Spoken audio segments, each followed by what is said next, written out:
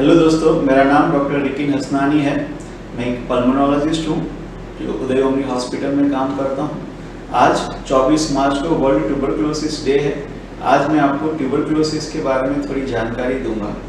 Tuberculosis यानी कि TB एक ऐसी बीमारी है जो एक मरीज से दूसरे मरीज को हवा के द्वारा फैलती है।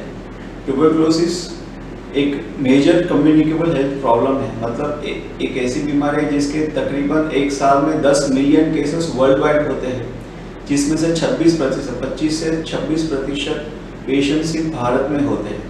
ये एक मेजर हेल्थ प्रॉब्लम है। इससे बचना और इसका सही इलाज करना बहुत ज़रूरी है। ट्यूबरकुलोसिस एक बैक्टीरिया से होता है जिसका नाम है माइकोबैक्टीरियम ट्यूबरकुलोसिस।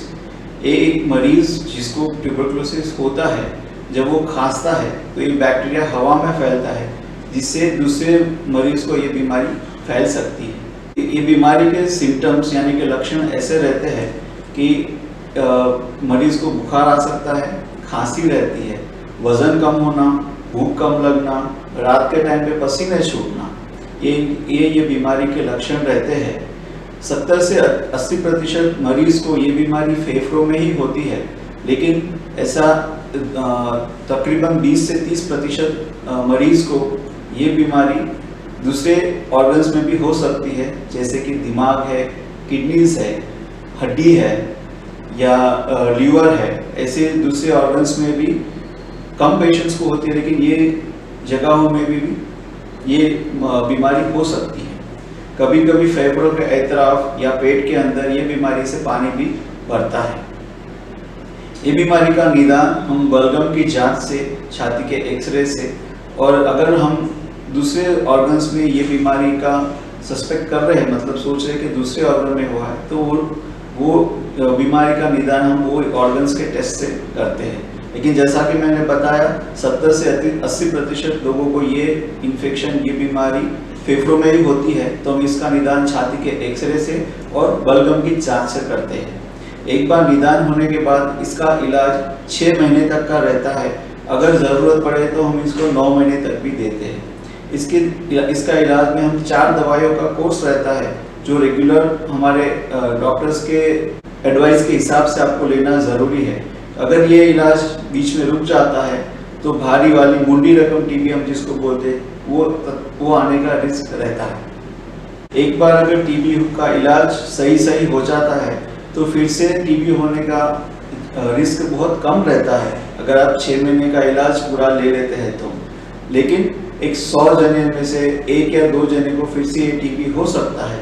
ज़्यादातर लोगों को सेम दवाएं ही लागू हो जाती है, लेकिन अगर ये मुंडी रकम टीबी है जिसमें नॉर्मल टीबी के दवाएं नहीं काम करते हैं, तो ये टीबी का इलाज, जिसको हम MDR टीबी भी बोलते हैं, ये इलाज 2 साल तक चल सकता है और इसमें आपको ज़्यादा इंजेक्शंस भी लेना पड़ सकता है। ट्यूबरकुलोसिस से बचे कैसे? जैसा कि मैंने बताया, ट्यूबरकुलोसिस बीमारी जो है उसके बैक्टीरिया एक मरीज से दूसरे मरीज को हवा के द्वारा फैलता है। तो जिसको भी टीबी का निदान होता है उनके लिए लाजिम है कि वो हमेशा मास्क पहन के रखें, और अगर कोई भीड़ भाड़ वाली जगह पे जाते हैं तो हो सके उतना वैसी जगह पे ना जाए, ताकि उनसे किसी और को ये बीमारी लग सके। और अगर जा भी रहे हैं तो कंपलसरी मास्क पहन के रखिए। अगर आपके घर में किसी को ट्यूबरकुलोसिस है तो ये उनके लिए ज़रूरी है कि वो घर में मास्क पहने, कम से कम जब तक आपको डॉक्टर एडवाइस नहीं करते, मतलब जब तक उनके बलगम में रिपोर्ट नेगेटिव नहीं आ जाता है, तब तक उनको अलग रहना ज़रूरी रहता है मास्क पहन के। ट्यूबरकुलोसिस से बचने के लिए टीकाकरण भी होता है।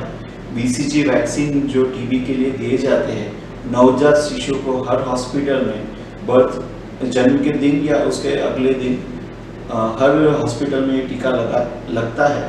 तो आपसे ये अनुरोध है कि ये टीका आप ज़रूर लगाइए ताकि ट्यूबरकुलोसिस से बच सकें।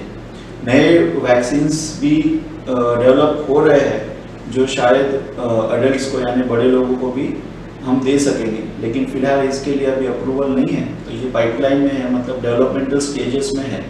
लेकिन एट प्रेजेंट फिलहाल आपको BCG वैक्सीन जो काफ़ी अरसे से हम हर नवजात शिशु को देते हैं, ये आपको ज़रूर ये हॉस्पिटल में आप लगा लीजिए।